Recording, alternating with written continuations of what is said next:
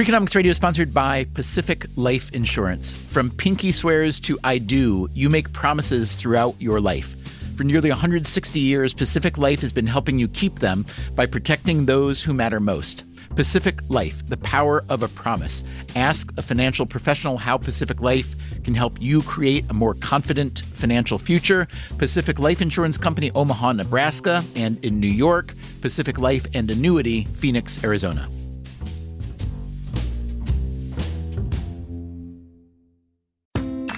Carter's has your family covered for every summer first. First steps, first swim lesson, or first sleepover. Our clothes help kids and parents have their best summer ever, thanks to comfy design and easy dressing details. Generations of families have trusted our must-haves for babies, toddlers, and kids, designed to shine season after season. Visit Carters.com to shop the latest styles or find a Carter's store near you. I'm pretty confident talking into a mic. Hey, I'm doing it right now. But home projects? I second-guess everything. Is that noise normal? Is that water damage? Who do I even call? That's where Thumbtack comes in. Just upload a photo or voice note, and it uses AI-powered search to match you with the right top-rated local pro. So instead of guessing, you get clarity and can hire with confidence. For your next home project, try Thumbtack. Hire the right pro today.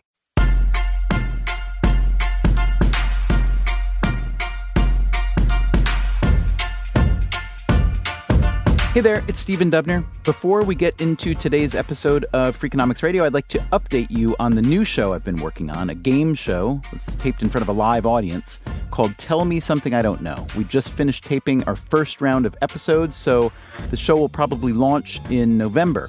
I'll update you as we get closer. But in the meantime, we're already setting up future tapings. So if you want to be a contestant on Tell Me Something I Don't Know, or if you want to attend a taping in New York City, please visit tmsidk.com. That's for Tell Me Something I Don't Know, tmsidk.com. Okay, moving on. Let me ask you a couple questions. Have you just had your hair cut? Do you have a certain date circled on your calendar? Are you going to bed extra early the night before that date in case you get an early morning phone call from Stockholm? If so, you must be expecting a Nobel Prize. That's right, it's Nobel time of year, so here from the Freakonomics Radio archives, one of my favorite episodes, it's called How to Win a Nobel Prize.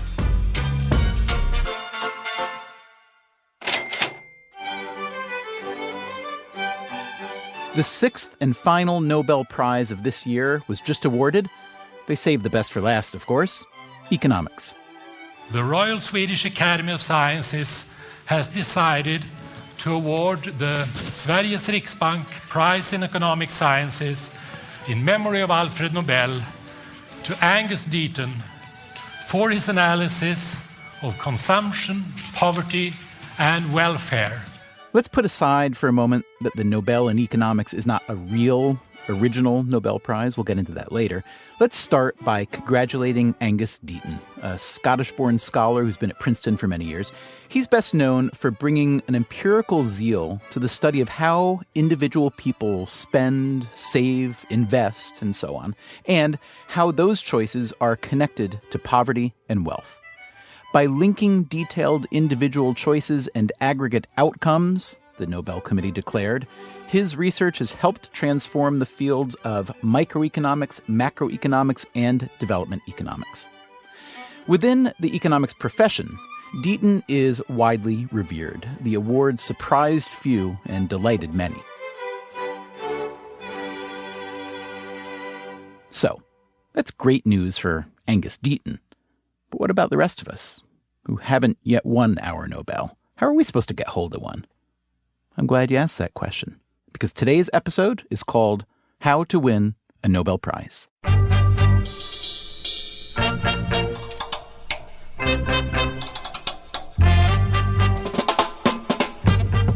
From WNYC Studios, this is Freakonomics Radio, the podcast that explores the hidden side of everything. Here's your host, Stephen Dubner.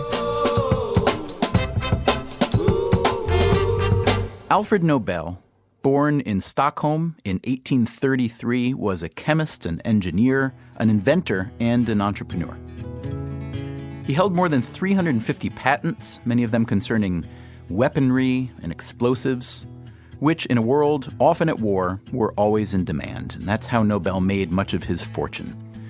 One popular story, perhaps apocryphal, says that in 1888, when his brother Ludwig died in France, the newspapers there mistakenly reported that Alfred Nobel had died. As the story goes, one obituary was headlined, Le Marchand de la Mort est mort, the merchant of death is dead. Having been able to read his own obituary, some historians have speculated, Nobel was inspired to establish an award that might lead to his being remembered differently. Whatever his motivation, when Alfred Nobel died in 1896, childless, he left a will demanding that his estate be used to fund annual prizes to people who have, quote, conferred the greatest benefit on mankind. There would be prizes in 5 categories: literature, peace, physics, chemistry, and in medicine or physiology. The Nobel Prize has, of course, become one of the most famous and well-regarded prizes in the world, with winners to match. Among the Peace Prize winners are Theodore Roosevelt, Martin Luther King Jr., and Mother Teresa. In literature, Hemingway, Shaw, Camus. In the sciences, Albert Einstein, Sir Alexander Fleming, Pierre and Marie Curie. And in economics, wait a minute, who said anything about a Nobel Prize in economics? The economics prize in the memory of Alfred Nobel is not one of the original Nobel prizes that, Alfred Nobel put in his will. We have a very special guest today on the program. His name is Per Stromberg. I'm a professor of finance at the Stockholm School of Economics, and I'm also one of the members in the prize committee for the prize in economics in the memory of Alfred Nobel. Which means that he can tell us everything there is to know about how to win a Nobel Prize in economics. Right? So I'm actually not allowed to talk so much about what happens. Well, we'll see about that, Per. Let's start with the basics. The Economics Prize was established by the Swedish Central Bank in 1968, nearly 7 decades after the original prizes. When they created it, they wanted it to be a prize in the Nobel family, if you will, and should basically follow the same principles, the same procedures, the same amount of rigor as the other Nobel Prizes in chemistry and physics and so forth. Because it is not one of the original Nobel Prizes and was created many years later, there are always those people who consider it therefore not a, quote, official Nobel Prize. It's technically called the Bank of Sweden Prize in Economic Sciences in memory of Alfred Nobel. So whenever anybody writes, so-and-so won the Nobel Prize in economics, there's always one or two people out there who say, well, it's not really a Nobel Prize. Can you just address that head on for a moment? Should we care that it's not one of the official original prizes? I think pretty much everyone would agree that this is the most prestigious prize there is worldwide in economics, and probably the most prestigious prize we have in social sciences more broadly in the world. And, part of the respect that this prize carries with it has to do with the fact that we are part of the Nobel family. So I think that the reason why the Nobel, if we call it the Nobel in economics, is the most prestigious prize is not because we pay the most money, because there are other prizes around the world that are richer in dollar terms, but I think it's because of the rigor in the selection process that we apply. Alfred Nobel's will designated which institutions would be responsible for conferring which prizes. The prize in medicine or physiology would be chosen by the Karolinska Institute, a prestigious medical university near Stockholm. The literature prize would come from the Swedish Academy. The Nobel Peace Prize is awarded by a 5-person committee that is elected by the Norwegian parliament. It's the only Nobel Prize that does not originate in Sweden. Now, why is that? Even the Nobel Prize Committee doesn't know for certain why Alfred Nobel wanted it that way. One reason may have been that Sweden had a deeper militaristic tradition than Norway, which made Norway the more natural place to deploy a peace prize. The Nobel Prizes in chemistry and physics were to be conferred by the Royal Swedish Academy of Sciences, which would also become the decider of the Economics Prize. we're closest to the prizes that are in physics and chemistry, which are the two other prizes that are given out by the Royal Swedish Academy of Sciences. It was modeled on those prizes, and we follow the same type of procedures. And talk for just a minute a little bit more about the creation of the prize in economics. Who was behind it? What was the impetus for the origin of that prize in 1969? Basically, it was a joint initiative by the central bank at the time and the governor of the central bank. But there were obviously a group of economists at the time that felt that economics was becoming an important and rigorous topic and was sort of worthy of this type of prize. Now, it doesn't surprise me that economists and the economics, fraternity would want to have a prize that was part of the Nobel family and institution. Was there reluctance by the Nobel family or institution to accept economics? And perhaps it was proposed years before 1969. Was there resistance that took a while to overcome? So I don't know whether there was it was proposed earlier and there was resistance, but I think it's fair to say that, there are still some scientists and researchers in other professions that maybe kind of look down on economics in general and maybe social sciences even, not feeling that that's a real science. But, by this time, I think the vast majority of people involved in the Royal Academy of Sciences are proud and in favor of this prize. I could imagine that if I'm a serious academic psychology researcher or sociology researcher or anthropologist or whatnot, even though you do occasionally cross over borders, I could imagine feeling very left out. Physics, I understand. Chemistry, I understand. We're dealing hard sciences. But once we get into the social sciences, either why don't you have more, like for psychology, or why don't you have a prize for social sciences instead of just economics? I think it's a good point you're making. I mean, I want to make clear, though, that the prize is in what we call economic sciences. So maybe I'm playing with words here, but the economic sciences formally, the way we, at least in our interpretation, encompasses basically all social sciences to the extent that they are dealing with economic issues. So in principle, that means that we could give prizes and have given prizes more in political science, sociology, psychology, history, and so on, as far as the subject matter sort of pertains to economics. But that said, I guess economics is sort of a somewhat imperialistic discipline, and we have become the strongest of the social sciences. So I guess it was natural that the prize started there.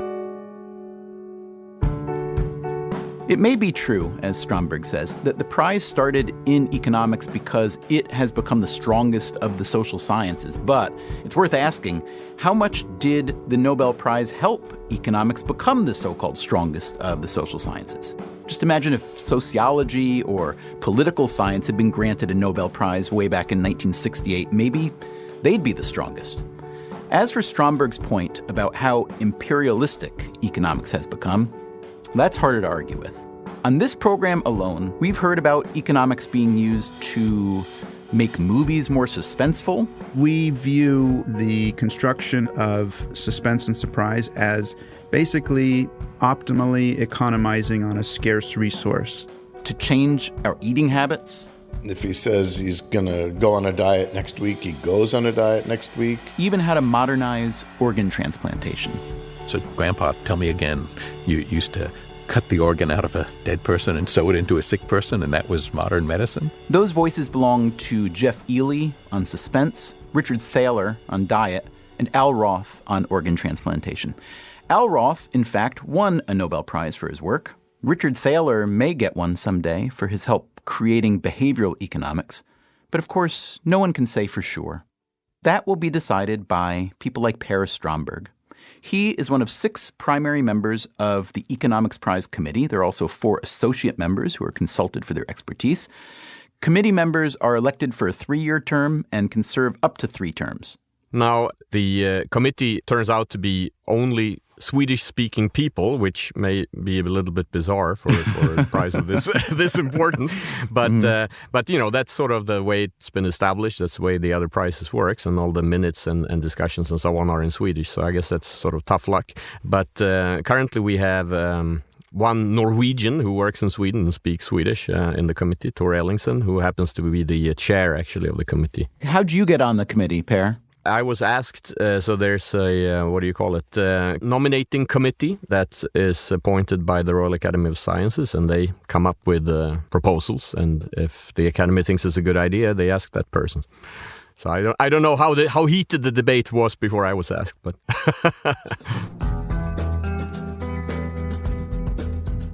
Nobel Prize committee members don't do a lot of media interviews, and the particulars of the selection process are intended to be kept secret. It's all sealed for 50 years.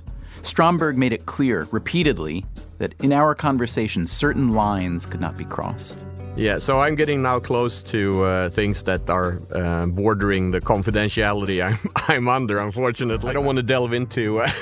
I'm bordering dangerous territory here. So maybe I'm going to disappoint you here, but all the deliberations that take place in the voting and the discussions and so on are also confidential. So I'm actually not allowed to talk so much about what happens. Because the Economics Prize is relatively young, we haven't passed the 50-year secrecy limit on even its earliest winners, but we can share some details about other prizes. A few years ago, it was revealed that J.R.R. Tolkien was nominated for the Literature Prize by his friend C.S. Lewis, but one Nobel jury member thought Tolkien's writing had not, quote, measured up to storytelling of the highest quality. We've learned that John Steinbeck, who did win the Literature Prize in 1962, was nominated 11 times before winning, going all the way back to 1943. When it comes to the Nobel Peace Prize, things tend to get really political. Mahatma Gandhi never won the prize, but as we learned after the 50-year limit passed, he was nominated 12 times. Some have speculated that the Norwegian juries of that era were loyal to Great Britain and apparently ruled against Gandhi because he implicitly represented a critique of British colonialism. Others have said the Nobel Committee didn't want to increase Hindu-Muslim friction. Just this year, the former secretary of the Norwegian Nobel Committee, Geir Lundestad, published a book called The Peace Secretary. The current committee says that Lundestad has broken Nobel confidentiality rules on several recent prizes. In the book, Lundestad accused a former Peace Prize committee member, who also happened to be the former Norwegian prime minister, of being, quote, disorganized, having, quote, surprising holes in his knowledge, and for letting journalists know ahead of time who would win. Lundestad also gave some insight into selection politics. One committee member, he said, was dead set against Al Gore receiving the prize for his environmental campaigning. One potential winner, the weapons inspector Hans Blix, was passed over on the grounds that it might upset the American government, according to Lundestad. As for the Nobel Prize in Economics, well, despite the obvious limitations, we will give it our best shot to learn how the selection process works. The job of Per Stromberg's committee is to propose winners to the Royal Swedish Academy of Sciences, which has the ultimate vote. The Academy has 615 members. A majority vote is needed to declare a winner. For the prize that is awarded each October, the process begins the previous September. Nomination forms are sent out to around 3,000 people, including Academy members, as well as eminent university professors and former Nobel laureates. So there's a list of secret list of people, but prominent researchers in economics and other social sciences around the world are asked to nominate candidates, and those nominations are due sometime in January. Some of these nominators also send Stromberg's committee brief reports in support of certain candidates. The committee also solicits its own reports. Stromberg says this is one of the most important parts of their work. Our goal is to keep on scanning the field of economic sciences, broadly speaking. So we have our secret book, basically, where we kind of follow up. Okay, this is what people currently view industrial organization, and this is the current state of labor economics and so on.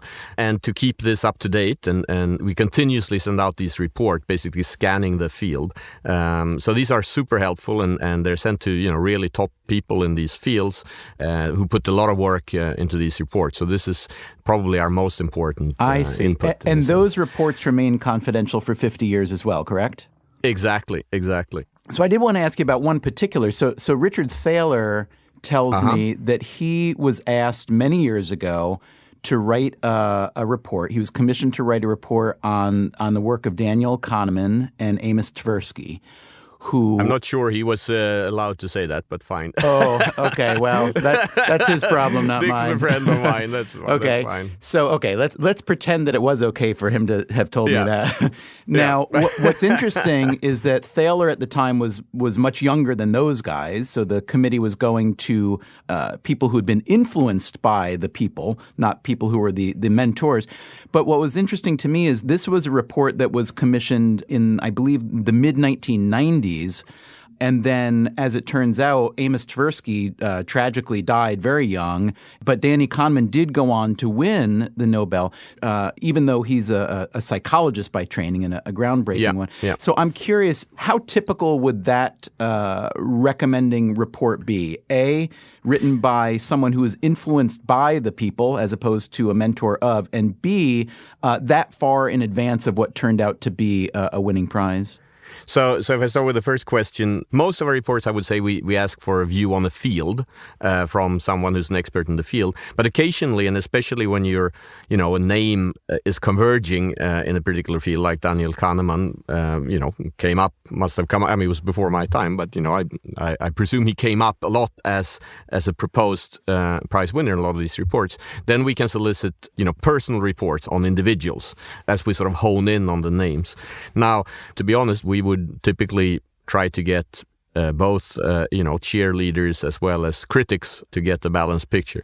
So it doesn't surprise me that if Dick wrote the report, but probably was not the only one. And I guess that kind of report might have been a little unusual in that this was a field or a subfield that was new, right? Behavioral economics. I mean, I'm guessing. Yeah, exactly. Yeah. Mm-hmm. It's not like you guys don't know what finance is or econometrics is. Mm-hmm. Right. And it's so interesting to me that you would commission these reports kind of prospectively to educate yourselves about what are the fields that are developing. Can you give us a hint about what sort of fields or subfields within economics, or maybe they're within psychology and sociology and so on, that your committee is particularly interested in these days?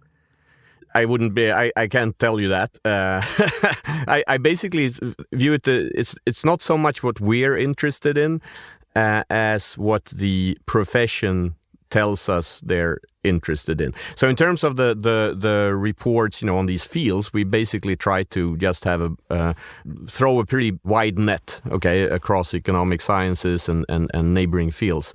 But as I come back to the nominations are indeed very informative about what the profession thinks, and nominations are also important because we cannot give a prize to someone who has not been nominated. So that's actually a hard rule. But the way I view our job is basically as aggregating the voice of the profession. It's not really our views on what we think is hot and what's not, but we really try to kind of get a sense of, this is, the top researchers in these fields, this is what they believe. So the committee can't give the prize to someone who hasn't been nominated. They also can't give the prize to someone who's dead. The Nobel Prize is not awarded posthumously. That's why Amos Tversky, who almost certainly would have shared the prize with his longtime collaborator Danny Kahneman, didn't win the prize. And maybe Gandhi, who was assassinated in 1948, would have won a Nobel if he had outlived the various frictions surrounding his nomination. It was June when Per Stromberg and I spoke, which meant the awarding of the Nobel Prize to Angus Deaton was still 4 months away. Over the preceding 6 months, Stromberg and the rest of the committee had been culling the nominations and research reports they received from around the world. Early in this process, they created a long list of potential prize ideas. And that list typically involves, let's say, a dozen or so potential prizes. And then we divide these 12 prize ideas, let's call them that, among ourselves in the committee and start writing basically the scientific materials and the proposal to see whether it sort of holds up. Keep in mind that although the prize is awarded to individuals, often more than one individual per year, it's usually the work itself, the breakthrough idea, that's actually being rewarded. That's what Stromberg means by prize ideas. And then we have meet probably every 4 weeks throughout the spring, and then we vote on which of these 12 proposals should remain in the game until the next meeting and which ones are out, a little bit like a reality show. And now that you mention it, Per, this would make such a good reality TV show, but I'm guessing you're not willing to share to let the cameras in these rooms, are you? Well, maybe we can tape it and then release it in 50 years if reality shows are still hot. Okay. But no, kidding aside. So that's sort of how it works, and I think by now we have what we think is the best prize for this year. But we obviously, since we've been working on 12 prizes throughout the spring, we obviously have, plan B if this is not popular. The committee's idea needs to be popular with the Academy, which, if you examine previous Nobel Prizes in economics, seems to mean being at least a bit in sync with a Scandinavian view of the world. Measured, a bit technocratic maybe, also somewhat humanistic. Last year, the French economist Jean Tirole won for his, quote, analysis of market power and regulation. In 2009, the American political scientist Elinor Ostrom, the first and thus far only female economics laureate, shared the prize with Oliver Williamson. Ostrom was cited for her, quote, analysis of economic governance, especially the commons. And while the committee insists that the prize is given for a body of work and not necessarily for work that intersects with world events, several of the recent prizes, in addition to Tirole's and Ostrom's, seem to speak to the causes and consequences of the Great Recession. The 2013 prize to Eugene Fama, Lars Peter Hansen, and Robert Schiller for their, quote, empirical analysis of asset prices. The 2011 prize to Thomas Sargent and Christopher Sims for their, quote, empirical research on cause and effect in the macroeconomy. As Per Stromberg noted, while his committee steers the choice, it's the Royal Swedish Academy of Sciences that ultimately has the power to give the prize. The day we announce the economics prize in the memory of Nobel, that is the day when the Academy votes. So it's basically we present the proposal and they vote, and if they vote for our proposal, that's going to be the thing that's announced that day. Now, obviously, we don't take them by surprise at that point. So there's a whole process before that, and actually one of the important steps is that there's a chapter of the Royal Academy of Sciences which is the chapter for social sciences. So we first present our proposal to the chapter for social sciences. They vote on whether they want to support this proposal or not. That happens in September. I see. And if things go badly, if there's resistance to a prize or something like that, we should know that and have some leeway or some time before the October vote.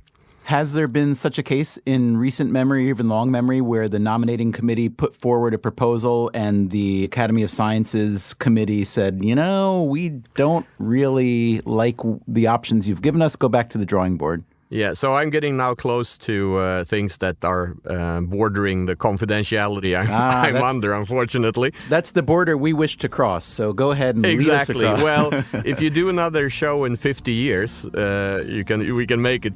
But let me put it this way: that there's usually interesting and constructive discussion when we propose these prizes. Coming up on Freakonomics Radio, an interesting and constructive discussion with Steve Levitt, who knows more than a few Nobel laureates. He said, if winning the Nobel Prize keeps me from playing golf in the morning, I'll consider it the worst thing that ever happened to me. And if you want to hear from some past and perhaps future winners, check out the full archives of Freakonomics Radio. You can hear the aforementioned Danny Kahneman in the episodes called 100 Ways to Fight Obesity and How Biased Is Your Media. You can hear from Al Roth in Make Me a Match.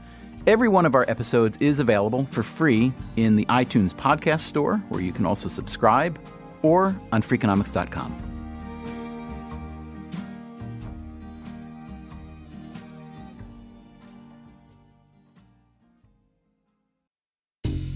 Freakonomics Radio is sponsored by Cash App.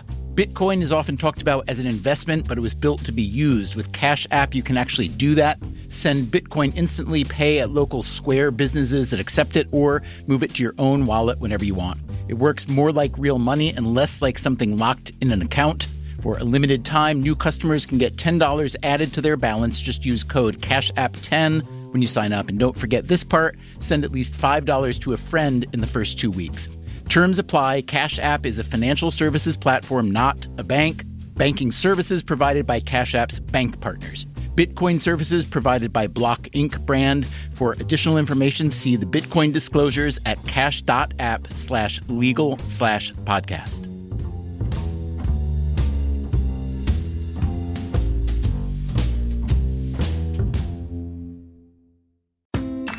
Carter's has your family covered for every summer first.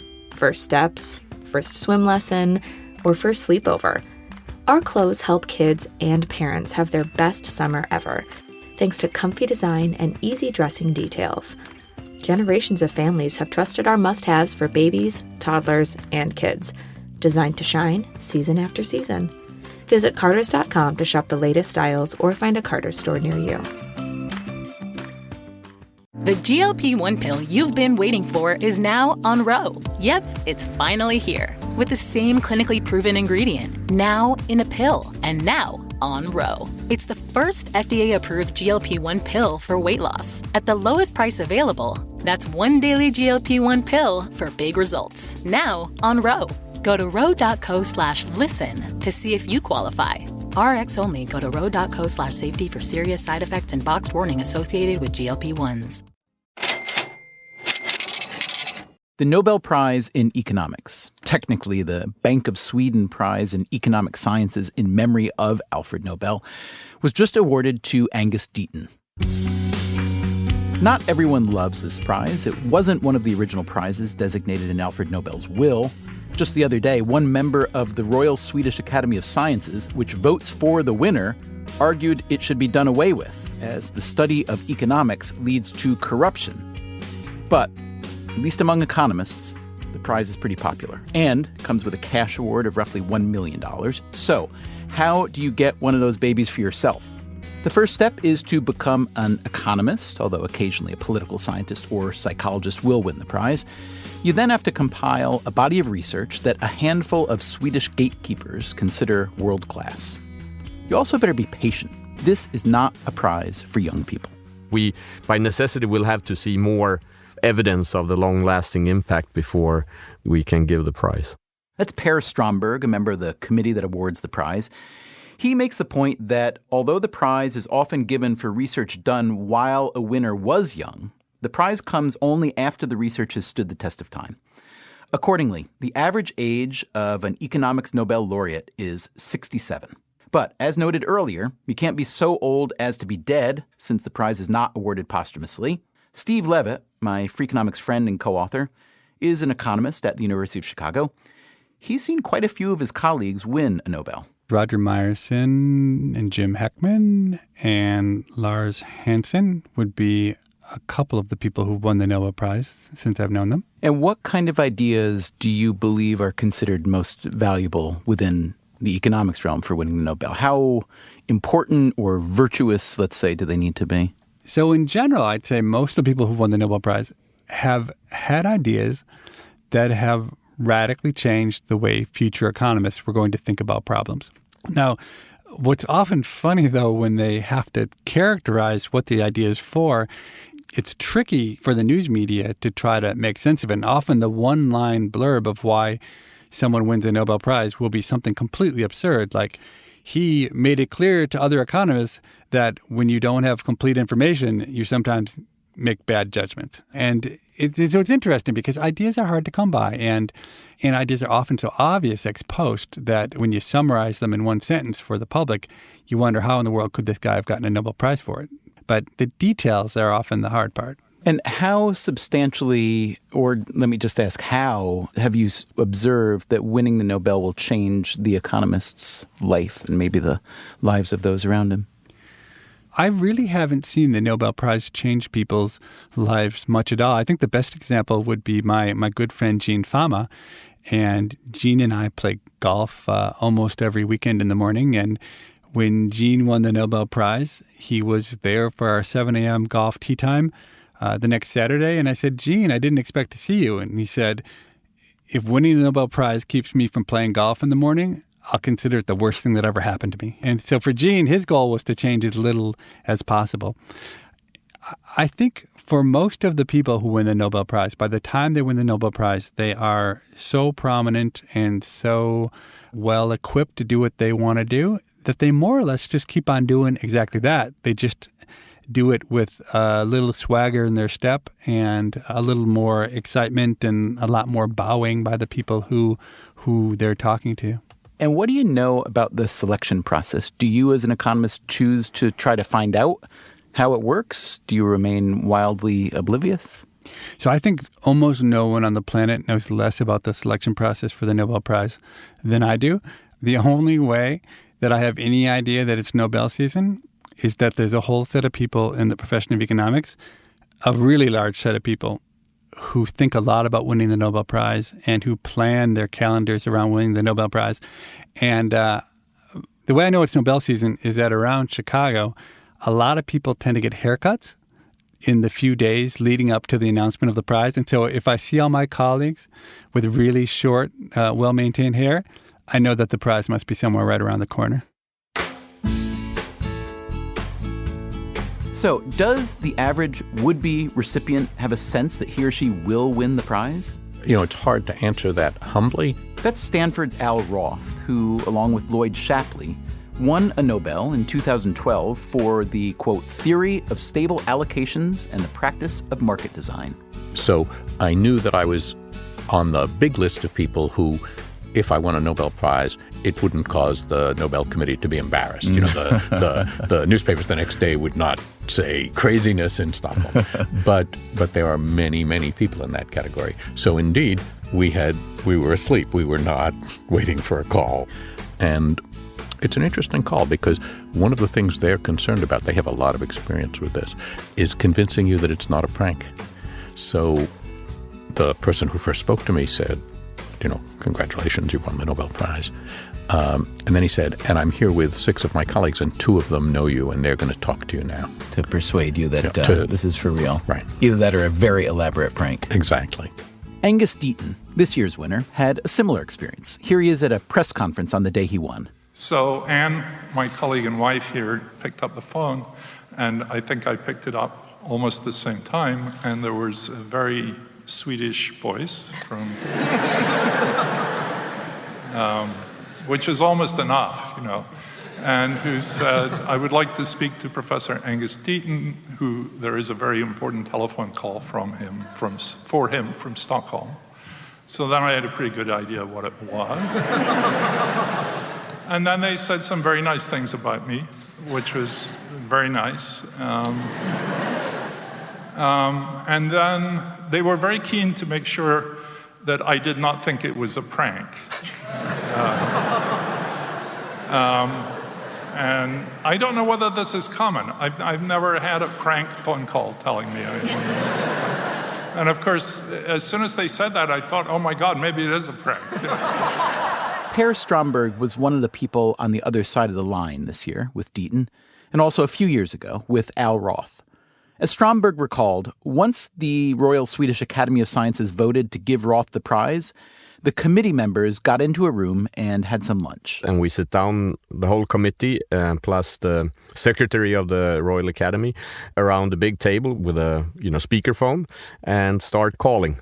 So there's a bit of a process in trying to find, once we decide on these prizes, or the proposals at least, to dig up phone numbers, which might not always be so easy. And, for sure, if you're on the West Coast, it's a 9-hour time difference. So we do this at, noon sometime, and that could be in the middle of the night in California, obviously. Now, Al told us that to convince him that it wasn't a prank, that you told him right off the bat, the committee told him that there were some people he knew in the room whose voices he could hear. Oh, yeah, exactly. So typically the committee is reasonably well connected. So someone in the committee will have met the laureate and know the laureate a little bit beforehand. But if we don't, then we actually usually invite another economist that knows the laureate to be in there and make sure, chat a bit and to make sure it's not a prank call. Now, when he told me that, I had to think that would be one of the cruelest pranks you could ever play on anyone. Exactly. Do you think it's ever happened? I haven't heard about it, but now you're giving people ideas. Oh, yeah. Okay. And then, and describe what it's like. It must be a wonderful thing to be able to make that call. It's one of the most gratifying moments of this whole process is to really make this call and hear the reaction of the laureates and so on. It's quite amazing, actually. And what's it feel like to have so much, I don't want to say power over someone's life, but winning a Nobel, it really changes the trajectory of your life. So can you just talk for a moment about what it feels like to have that kind of ability? It carries a huge amount of responsibility, obviously. After having been in the committee for a few years, the thing that has impressed me the most is actually the process. You know, so I keep on repeating it, but with the nominations, with the reports, with the work we do, it really makes the process very solid, which also, at the end of the day, I think everyone feels kind of comfortable with these prizes that we propose. So it doesn't feel like, I don't know if this makes any sense to you, but it doesn't feel like you have so much power at the end of the day because the process is so thorough. Is really process is really the power. Yeah, exactly. So I've talked to some economists who detect, or at least believe that they detect, a sort of pattern. You know, there's a finance prize every decade or so. The same for econometrics. You throw in a game theory prize once in a while. Even behavioral economics has now entered the mix. So how much emphasis does the committee put on not only rewarding fields that are newer or have coalesced by now, right, but in also rotating it to keep things interesting and maybe, you know, for something as simple as making a splash in the wider world? I think, at least in part, this happens kind of automatically due to the process we follow because, you know, when we start out with a prize, it's typically, you know, we have a topic. Let's take the finance prize as an example. Okay, so we had been investigating asset pricing and empirical work in asset pricing for quite some time because that had emerged as, you know, when people doing reports in finance, that had come up as, you know, the most prize-worthy thing.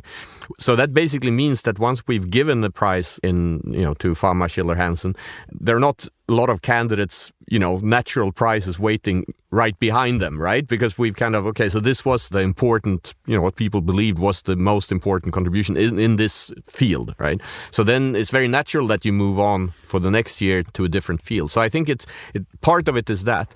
But then, you know, I think that probably, I don't know how kind of deliberate it is, but I think also the way things just turn out is that if you've been working very hard on a particular area for a year, you feel a little bit exhausted with that particular area, which means that's also kind of I think gives rise to a natural cycle. But it's not that we follow any explicit rules. When a subfield or an area of economics gets more popular, so behavioral economics, which I've been fascinated by for a lot of years, and therefore was thrilled to see Danny Kahneman win the Nobel in economics for it, it's really gained momentum in the public sphere and in the governmental sphere.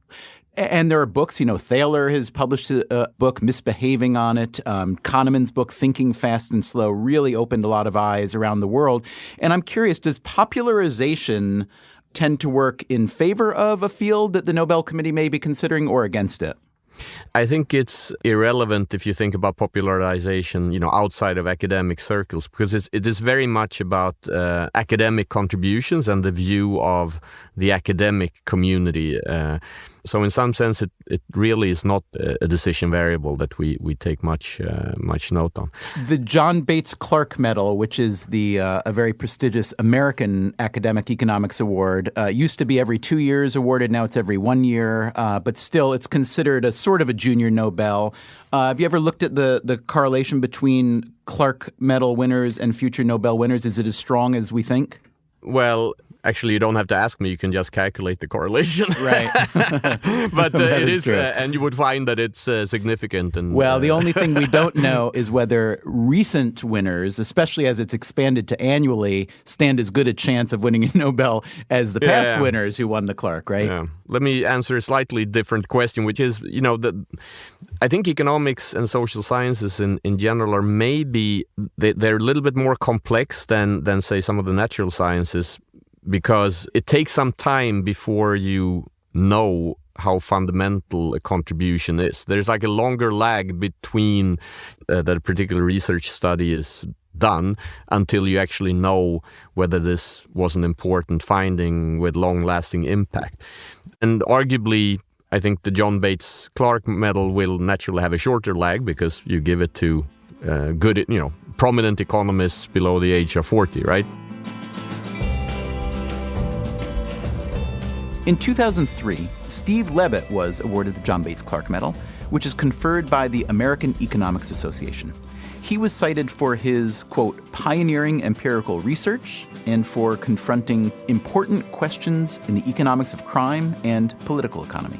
All right, Levitt, now if I were to ask the average high-quality economist, someone perhaps who's already won the John Bates Clark Medal, someone like you perhaps, what he thinks of his prospects or her prospects to win the Nobel Prize in economics, what does that person, you for instance, say? So almost any economist you talk to will say they think their own likelihood of winning the Nobel Prize is really low. But I think that's not what most people really think about their chances. And I remember one person who won the Nobel Prize, and he, like all the other winners, acted so surprised and couldn't believe he had won the Nobel Prize. And at the press conference, his daughter was invited up onto the stage after he had just said, well, what an amazing honor this was, and he couldn't believe it happened to him. He had never expected it.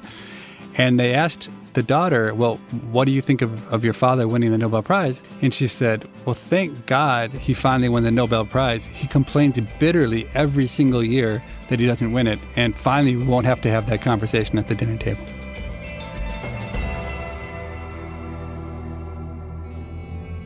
The Nobel is among the highest profile prizes in the world. The Academy Awards, the Oscars, are also a pretty big deal. In that case, movie studios and producers often lobby openly for the prize. I was curious if the same thing happens with the Nobel. Per Stromberg again. So I must say, and maybe this was maybe a little bit surprising to me, but there's surprisingly little explicit lobbying to us in the committee. Maybe it's because we are kind of nobodies and no one knows us. Maybe that helps. All right. So last question for you, Per. Let's say that I want to win your prize. Okay. So I'm not personally, I'm not an economist, but I do collaborate with one, Steve Levitt, who won the Clark Medal at University of Chicago.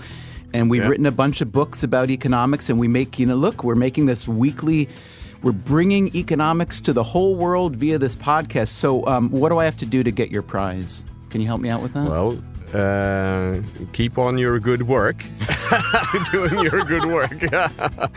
And then we'll see if you have enough long-lasting impact on the field and the outside world to merit the prize. Okay, I better hang up now and get back to my work. Exactly.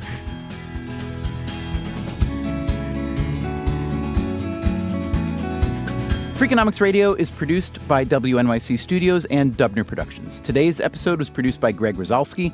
Our staff also includes Irva Gunja, Christopher Worth, Jay Cowett, Merritt Jacob, Allison Hockenberry, Emma Morgenstern, and Harry Huggins. If you want more Freakonomics, the books, the blog, side projects, etc., you can visit us at Freakonomics.com. You can also find us on Twitter, Facebook, and don't forget, subscribe to this podcast on iTunes or wherever you get your free weekly podcasts.